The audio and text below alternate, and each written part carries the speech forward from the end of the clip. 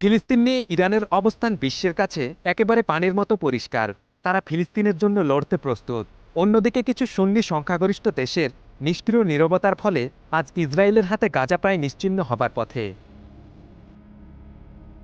সুন্নি মুসলিম বিশ্বের স্বঘোষিত নেতা সৌদি আরব সংঘাত থেকে সবসময় চতুরতার সাথে সতর্ক দূরত্ব বজায় রেখেছে।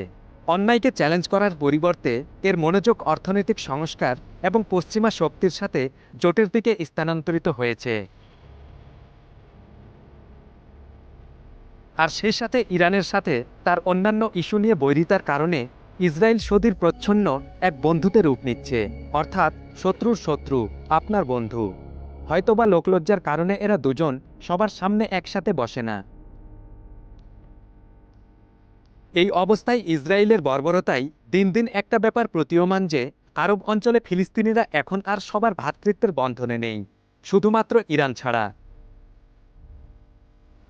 যদি সুন্নি দেশগুলি তাদের বিশাল সম্পদ এবং বিশ্বব্যাপী প্রভাবসহ ইরানের সংকল্পের একটি অংশও গ্রহণ করে, তাহলে মুসলিম বিশ্বের ক্ষমতার ভারসাম্য নাটকীয়ভাবে পরিবর্তিত হতে পারে।